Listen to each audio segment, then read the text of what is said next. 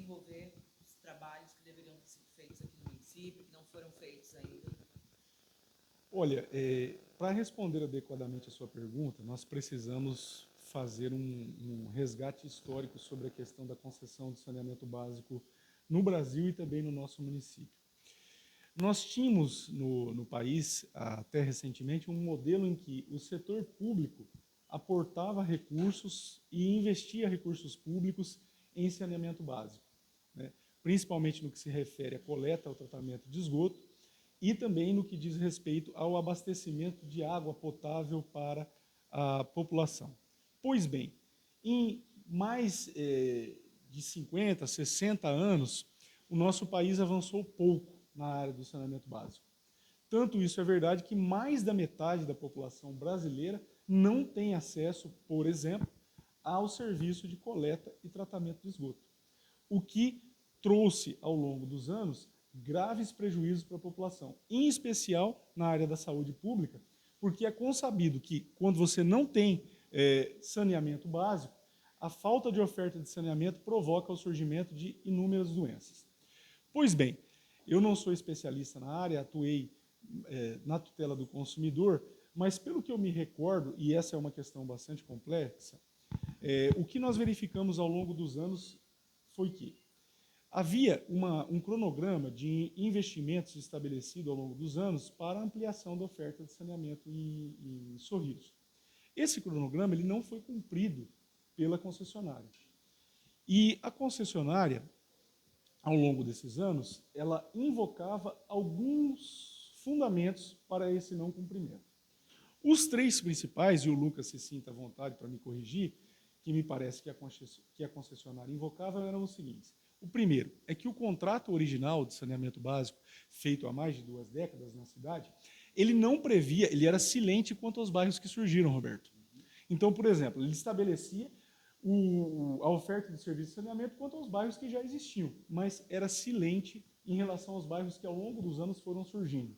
É claro que quando você promove a abertura de novos loteamentos, de novos bairros, e nós tivemos a abertura de mais de 60, 70, 80 bairros em Sorriso ao longo de todos esses anos, os investimentos na oferta do serviço de saneamento, eles aumentam. Você precisa fazer tubulação, você precisa investir na captação de água, fazer poços de captação, você precisa construir estações de tratamento, e esse era um ponto em que a concessionária invocava para solicitar um reequilíbrio econômico-financeiro ao município e também para justificar o não cumprimento do cronograma das obras que havia sido entabulado com o passar dos anos.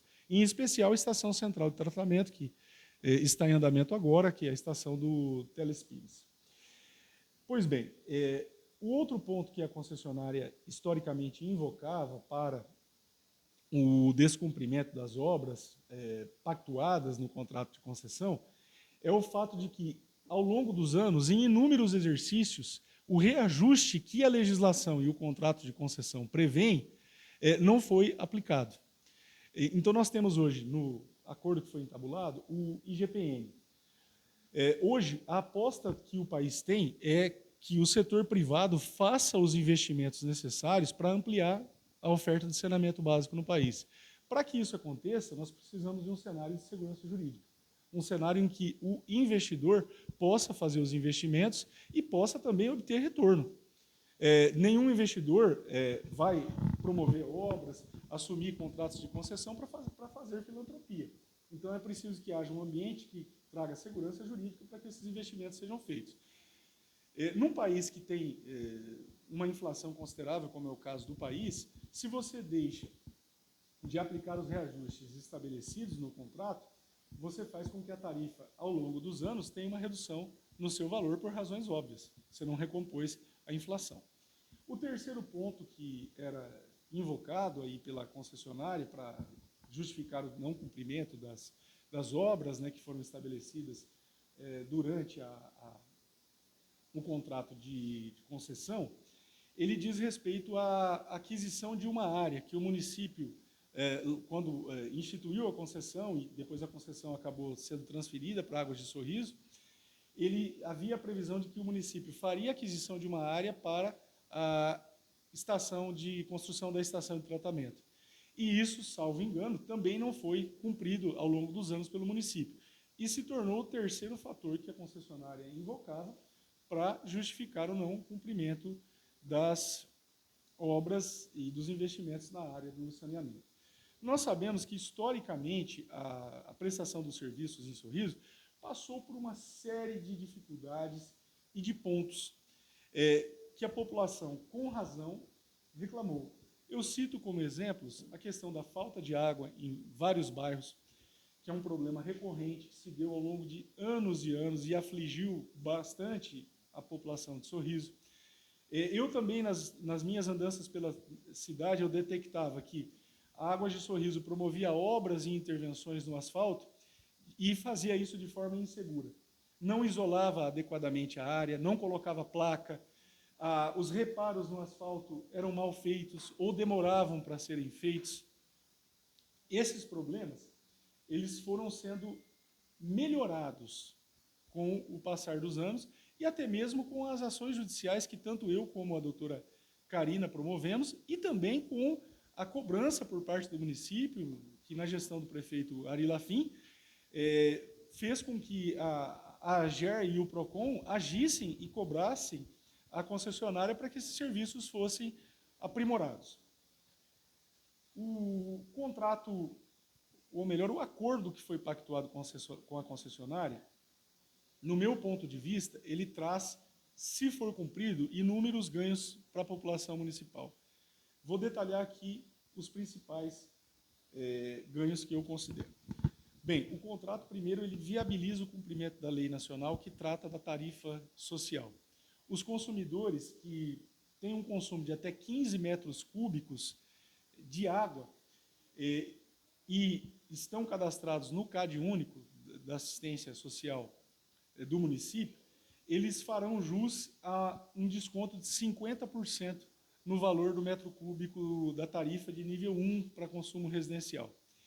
Isso, salvo engano, se eu estiver equivocado no meu cálculo, o Lucas pode me esclarecer, mas em relação à conta de água, o consumidor que tem um consumo de até 15 metros cúbicos, a conta de água dele será no importe de R$ 39,60. Na proposta de acordo que inicialmente foi submetida para análise do Ministério Público, porque as tratativas elas se deram entre o município, a AGER, o Conselho Municipal de Saneamento Básico, e depois que foi elaborado um esboço dessas tratativas, é que elas foram encaminhadas para a coleta de sugestões do Ministério Público. Pois bem, nós sentamos, eu e a doutora Karina, sentamos também com o doutor Daniel, que é do jurídico do município, e apresentamos algumas sugestões para o aprimoramento do acordo. Essas sugestões, depois de um amplo e difícil debate com a concessionária, elas foram encampadas. Então, o esboço que foi apresentado, ele previa que a tarifa social seria empregada em Sorriso até 5% do número de unidades consumidoras.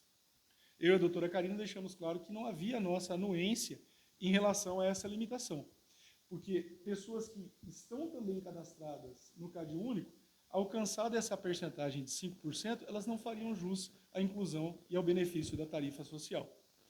Então, nós propusemos que todas as pessoas que se enquadrassem nos requisitos da tarifa social teriam que fazer jus a ela.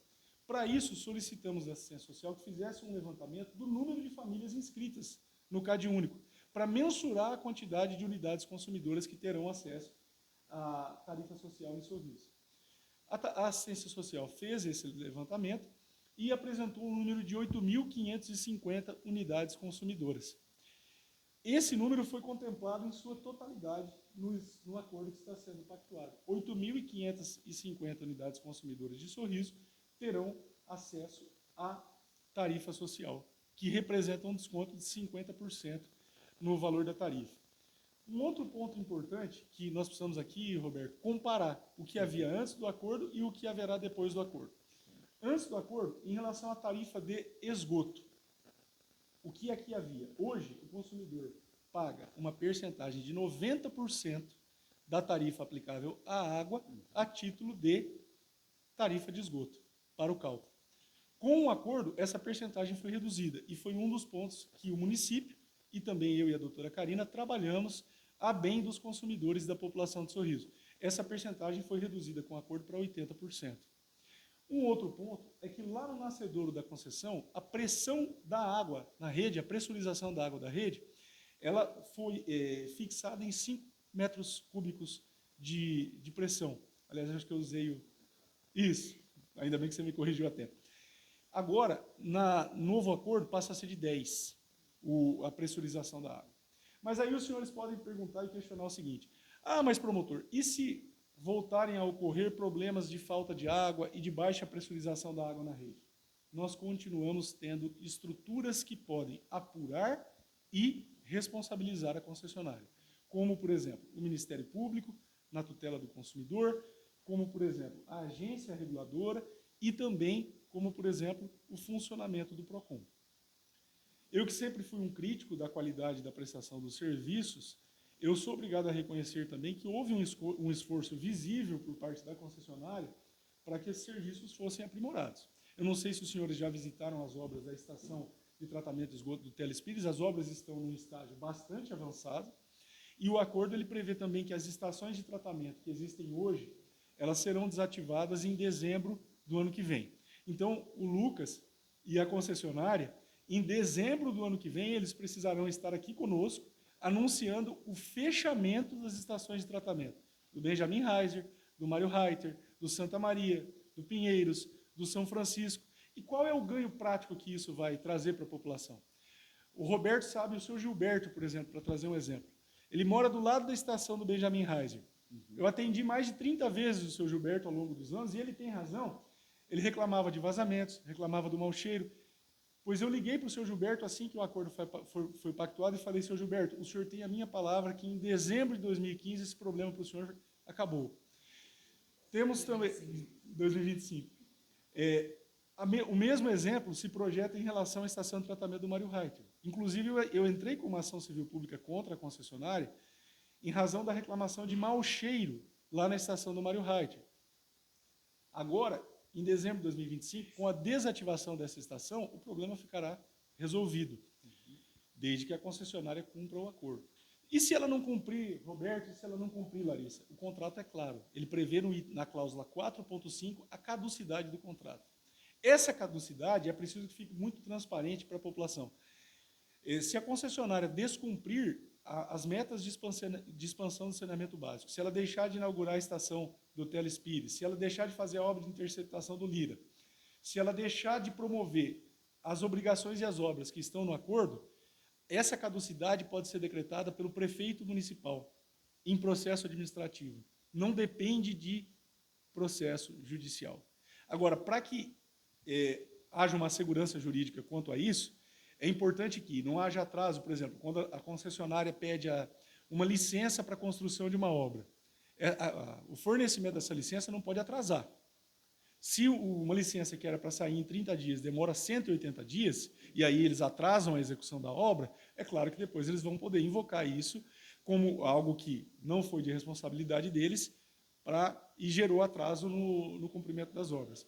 Como o município de Sorriso ele tem hoje toda essa parte de licenciamento, que antes ficava no âmbito do Estado, está aqui na cidade, desde que o pedido de licença atenda aos requisitos técnicos e previstos na legislação, eu tenho convicção que não haverá atrasos na concessão dessas licenças.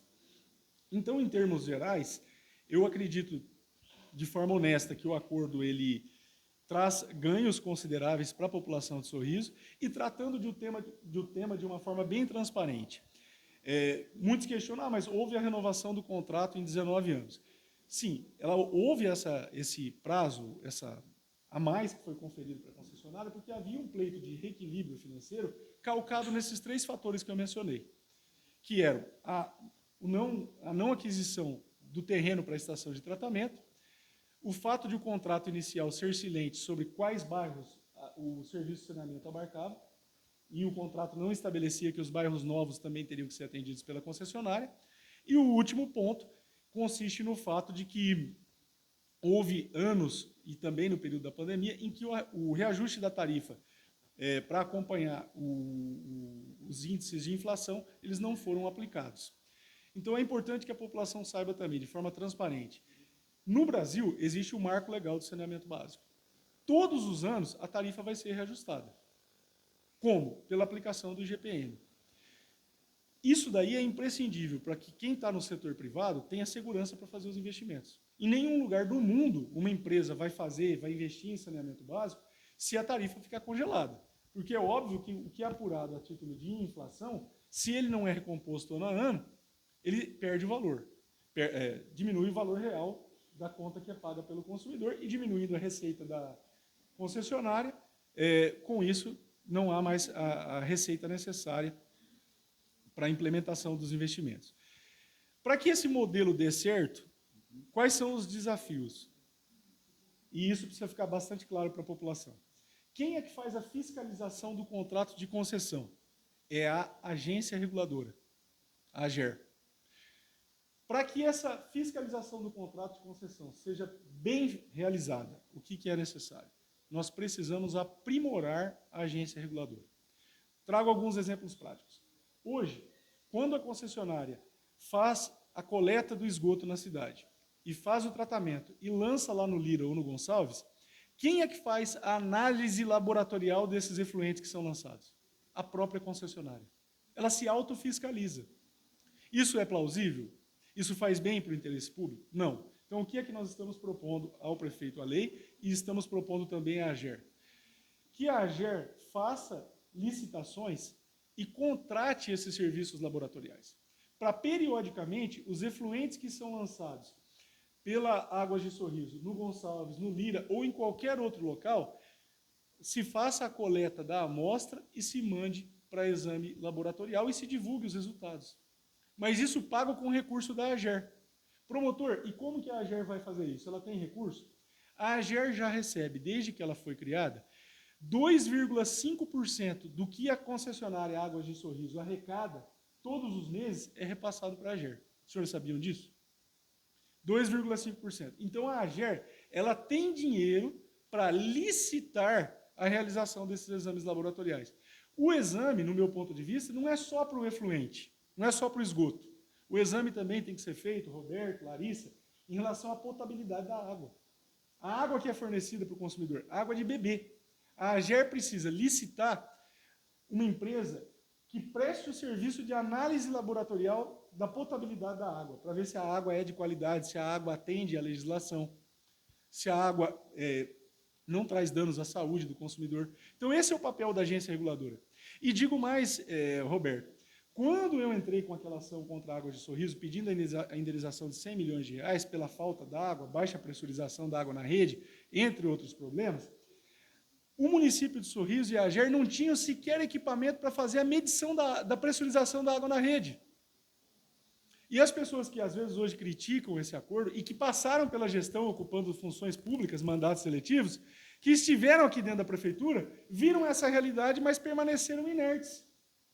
Só utilizaram a crítica pública, mas na prática mesmo, de solução para resolver o problema, ficou no âmbito apenas do discurso, né? Então, discursar sobre temas como esse, que são complexos, é fácil.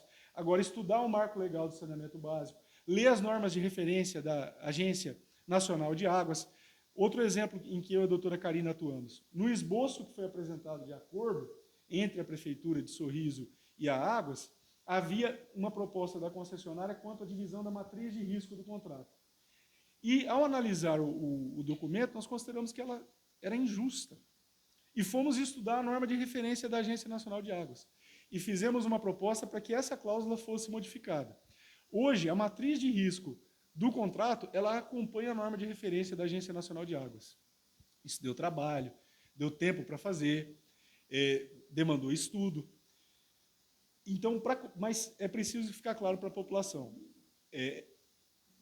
A agência reguladora de Sorriso, a AGER, tem pessoas sérias lá dentro que fazem um bom trabalho, mas é necessário que ela seja estruturada. Ela precisa ter corpo técnico. Um dos pontos que eu quero levantar aqui, nós temos que ter na AGER, no mínimo, 2 ou 3 engenheiros sanitaristas.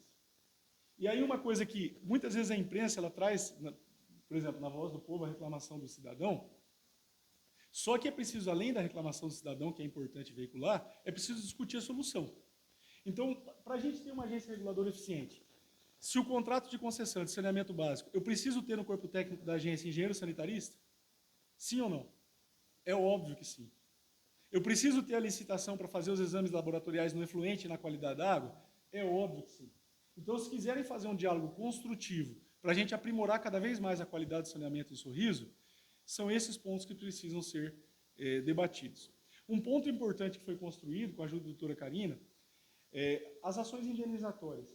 Eu promovi uma ação pedindo 100 milhões de indenização contra Águas de Sorriso, e na época o judiciário extinguiu essa ação sem resolução de mérito e decidiu no sentido de que eu deveria colocar o município de Sorriso no polo passivo, coisa com a qual eu não concordava. Por quê? Eu considerava que se as falhas foram na prestação do serviço de saneamento pela concessionária, eu vou obrigar o município a pagar essa indenização, vou colocar o município no polo passivo do processo, para ainda o cidadão contribuinte ter que pagar a conta da indenização, que o município, o dinheiro que ele tem, é o dinheiro que ele arrecada do cidadão contribuinte.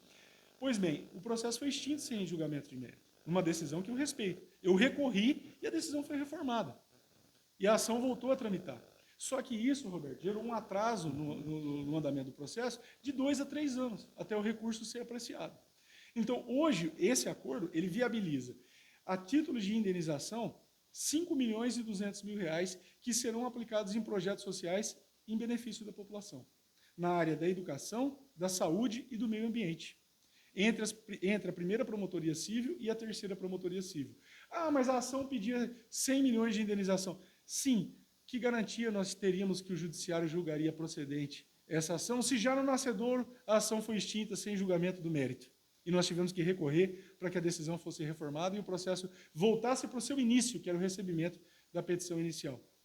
Eu poderia também ter reproposto a ação, quando o processo foi extinto, e colocado o município do polo passivo, como o magistrado que proferiu a sentença entendeu. Não fiz por convicção, não achava justo cobrar essa indenização do município e do povo de Sorriso. Então, eu acho que o acordo, em linhas gerais, ele é benéfico para a população de Sorriso. Acho também que nós precisamos agora sentar com a lei, sentar com o doutor Evandro, sentar com a AGER, para estruturarmos a agência reguladora, para que ela tenha condições de fazer o seu papel fiscalizatório. Se a concessionária não cumprir o acordo, que a agência instaure o procedimento administrativo para decretar a caducidade do contrato. Caducidade é resolução, é o término do contrato. Então é preciso ficar claro para o povo de Sorriso que se a concessionária não cumprir as obras que estão ali, o município de Sorriso tem poder para decretar a caducidade do contrato e pôr fim ao contrato. Agora, quero garantir ao povo de Sorriso, você, amanhã tem gente ligando, ó, tem falta d'água no bairro tal, a pressão da água está baixa, ou tem uma obra da concessionária no asfalto que não foi isolada adequadamente, com cone, com aviso, o buraco está ficando lá muitos dias sem o asfalto ser recapeado. A assinatura do acordo priva o cidadão e a cidadã sorrisense de reclamar e de ter uma solução para esse problema? De forma nenhuma. Continua existindo o Ministério Público, continua existindo o PROCON municipal, continua existindo o município, continua existindo a agência reguladora. O cidadão que tem a reclamação a respeito da qualidade do serviço, ele faça a reclamação, protocole a reclamação. Ele pode também acionar a concessionária na justiça, se for necessário. Ele tem também o SEJUSC, que atua para mediar o conflito e para buscar a solução. Agora, eu preciso também, de forma franca, dizer, eu vi por parte da concessionária, principalmente depois que o Lucas assumiu a gerência aqui, eu vi uma melhora significativa. Não significa que os serviços não tenham problemas. Mas eu vi, por exemplo, a construção, o Lucas vai detalhar melhor do que eu, de vários poços de água que minimizaram o problema de falta de água. Eu vi o avanço das obras da estação do Telespires, da estação central, e eu vi que existem hoje condições de a gente sair de 20 e poucos por cento de saneamento básico e até 2027 alcançarmos a universalização. Então eu fui um pouco longo, peço desculpas a vocês, mas para que esse assunto possa ser tratado de forma responsável, eu me senti na obrigação de fazer esse relato. E também quero dizer o seguinte, se esses problemas fossem de fácil solução, quantas CPIs nós tivemos em Sorriso, Roberto? Olha, várias. Agora, sobre águas? Sobre águas não tivemos nenhuma, né? Uma só, né? Que eu me recordo foram duas, do serviço de saneamento. Uma quando o Ari era vereador ainda e uma mais recente agora, já na atual composição da Câmara, né? Se a minha memória não me trai. Então foram duas CPIs. O que é que isso trouxe de melhoramento efetivo, concreto, palpável para a população? Então, a via do consenso, às vezes, ela é melhor para a busca de resultados do que a via da litigância. Agora, é claro, nós estaremos vigilantes, eu, doutora Karina, o próprio município, a AGER, para cobrar da concessionária que cumpra. Então, em dezembro do ano que vem, vocês podem procurar o Lucas, procurar o Alei, procurar o Márcio, procurar a doutora Karina, para verificar se essas estações de tratamento que a concessionária está assumindo a obrigação de desativar, se elas estarão ou não desativadas. Para verificar se a estação de tratamento do Telespires se estará ou não em funcionamento. Se estará ou não ocorrendo a expansão do saneamento básico da nossa cidade, saindo desses 22%, 23% de hoje, para a gente caminhar rumo à universalização. Tá bem? Obrigado. Ok.